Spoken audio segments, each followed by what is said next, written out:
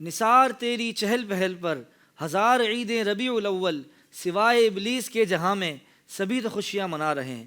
الحمدللہ عز و جل اس سال جو نبی پاک صلی اللہ تعالیٰ علیہ وآلہ وسلم کو جشن ولادت ہم منا رہے ہیں وہ الحمدللہ 1500واں جشن ولادت ہے۔ الحمدللہ دنیا بھر میں اس جشن ولادت کی دھوم دھام ہے، اور کیوں نہ ہو کہ وہ غریبوں کے غم گسار آقا صلی اللہ تعالیٰ علیہ وآلہ وسلم کہ جو دنیا میں تشریف لاتے وقت بھی اپنے غلاموں کو نہ بھولے، اور دنیا سے تشریف لے جاتے وقت بھی دنیا اپنے غلاموں کو نہ بھولے، اور جن کی زبان پر ربی حبلی امتی ربی حبلی امتی رہا۔ بہت سارے لوگ اور ہم سبھی یقیناً اس ایونٹ کو، نبی پاک صلی اللہ علیہ وآلہ وسلم کے جشن ولادت کو سیلیبریٹ کرنا چاہتے ہیں، سیلیبریٹ کرتے ہیں، لیکن اس کا انداز بھی یاد رکھیں شریعت کے دائرے میں ہونا چاہیے۔ بہت سارے لوگ اس میں شریعت کے دائرے کا خیال نہیں رکھتے اور غیر شرعی چیزیں، غیر اخلاقی چیزوں میں ملوث ہوتے ہیں، جس کی وجہ سے دوسرے لوگوں کو جو جشن ولادت نہیں مناتے یا جو اس کو برا کہتے ہیں ان لوگوں کو اس میں باتیں بنانے کا موقع ملتا ہے۔ بہت سارے لوگ اس میں رات دیر دیر تک اونچی آواز سے محفلیں کر کے، جس میں لوگ پریشان ہوتے ہیں، لوگ آزمائشوں میں ہوتے ہیں، اور اس طریقے سے جو ہے وہ جشن ولادت منا رہے ہوتے ہیں۔ تو یاد رکھیے اس طریقے سے کسی کو تکلیف دے کر یہ چاہے میلاد منائیں، چاہے قرآن کریم کی تلاوت کریں، اس کی شرعاً اجازت نہیں ہے۔ اسی طرح جشن ولادت کے جگہ جگہ جلوس نکل رہے ہوتے ہیں، لیکن جلوس کو جو ہے وہ جلوس کی حرمت کو بہت سارے لوگ پامال کر رہے ہوتے ہیں، اس میں نیازوں کو پھینک رہے ہوتے ہیں، حالانکہ نیاز بہت متبرک چیز ہے۔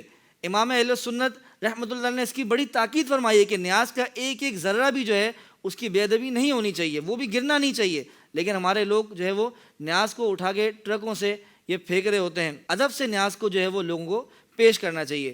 اسی طرح جلوس کے اندر لوگ اپنے اپنے گھروں کی خواتین کو لے کر آ جاتے ہیں، اور پھر بعض اوقات رش میں وہ بیچاری مردوں میں گتھم گتھا ہو رہی ہوتی ہیں، تو ایسا نہیں کرنا چاہیے۔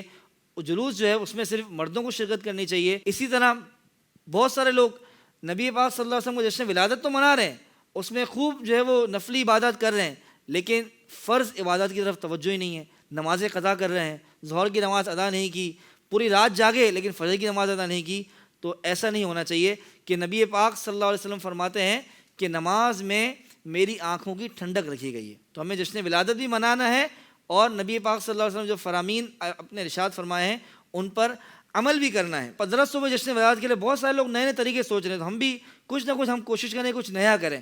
جیسے جو اگر سیٹ حضرات ہیں جن کے پاس ملازمین کام کرتے ہیں، وہ ہو سکے تو اپنے ملازمین کی سیلری میں 15% اضافہ کر دیں۔ اسی طرح کسی غریب کا قرضہ اتار دیں، بہت سارے لوگ معاشرے میں پریشان ہیں تو کسی کا قرضہ اتار دیں۔ یوں ہم جتنا بہتر سے بہتر ہو سکے نبی پاک صلی اللہ علیہ وسلم کی خوشی میں، ولادت کی خوشی میں ہم جو ہے پیارے آقا صلی اللہ علیہ وسلم کو خوب خوب اصحال ثواب کا تحفہ دیں۔ اللہ پاک ہم سب کو دھوم دھام سے جشن ولادت منانے اور شریعت کے دائرے میں رہ کر منانے کی توفیق عطا فرمائے۔ آمین بجاہ النبی الامین صلی اللہ علیہ وسلم۔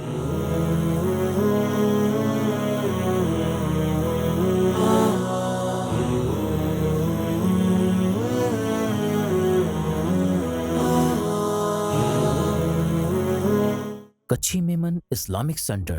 Run towards way of Allah.